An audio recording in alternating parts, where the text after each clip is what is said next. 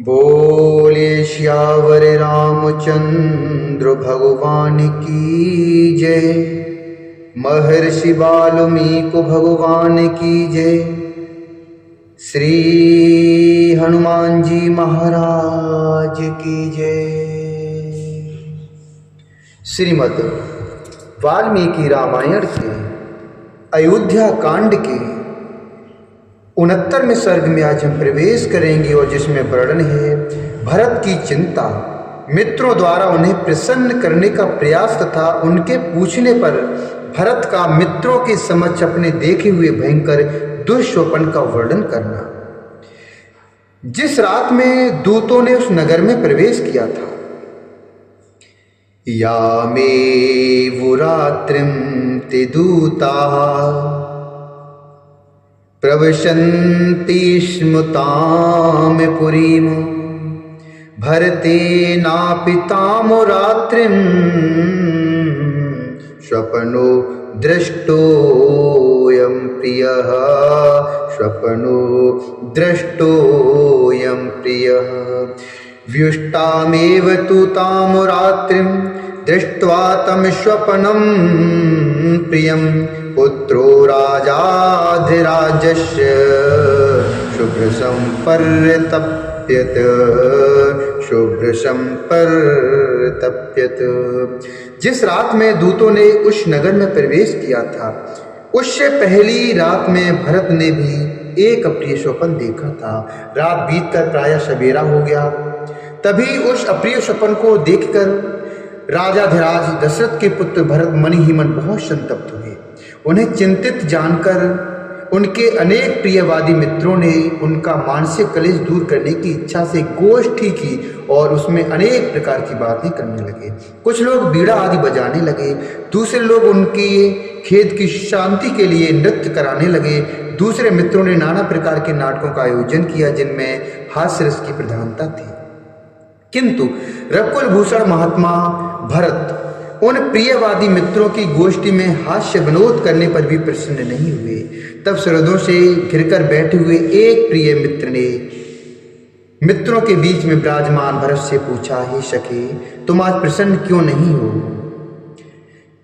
इस प्रकार पूछते हुए सुहृद को भरत ने इस प्रकार उत्तर दिया, एवं ब्रुवाणं सुहृदं भरतः प्रत्युवाचः शृणुत्वं यन्निमित्तं मे दैन्यमेतदुपागतं शृणुत्वं यन्निमित्तं मे दैन्यमेतदुपागतं स्वप्ने पितरमद्राक्षं मलिनं मुक्तमूर्धजं पतन्तमदृशिखरात् कलुषे गोमये हृदय कलुषे गोमये हृदय।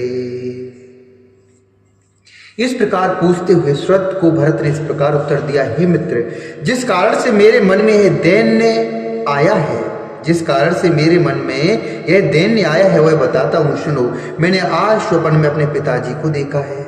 उनका मुख मलिन था, बाल खुले हुए थे और वे पर्वत की चोटी से एक गंदे गड्ढे में गिर पड़े थे जिसमें गोबर भरा हुआ था। मैंने उस गोबर के कुंड में उन्हें तैरते देखा। मैंने उस गोबर के कुंड में उन्हें तैरते हुए देखा था। वे अंजलि में तेल लेकर पी रहे थे और बारंबार हंसते हुए से प्रतीत होते थे। फिर उन्होंने तिल और भात खाया। इसके बाद उनके सारे शरीर में तेल लगाया गया और फिर वे सिर नीचे किए तेल में ही गोते लगाने लगे। स्वप्न में ही मैंने यह देखा है कि समुद्र सूख गया, चंद्रमा पृथ्वी पर गिर पड़ा। ये सारी पृथ्वी उपद्रव से ग्रस्त और अंधकार से आच्छादित सी हो गई है। महाराज की सवारी के काम में आने वाले हाथी का दांत टूक टूक हो गया है और पहले से प्रज्वलित होती हुई आग सहसा बुझ गई है। मैंने यह भी देखा है कि पृथ्वी फट गई है, नाना प्रकार के वृक्ष सूख गए तथा पर्वत ढह गए हैं और उनसे धुआं निकल रहा है।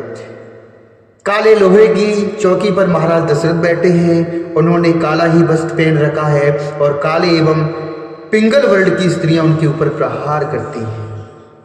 धर्मात्मा राजा दशरथ लाल रंग के फूलों की माला पहने और चंदन लगाए गधे धर्मात्मा राजा लाल रंग के फूलों की माला पहने और लाल चंदन लगाए गधे जुते हुए रथ पर बैठकर बड़ी तेजी के साथ दक्षिण दिशा की ओर गए हैं।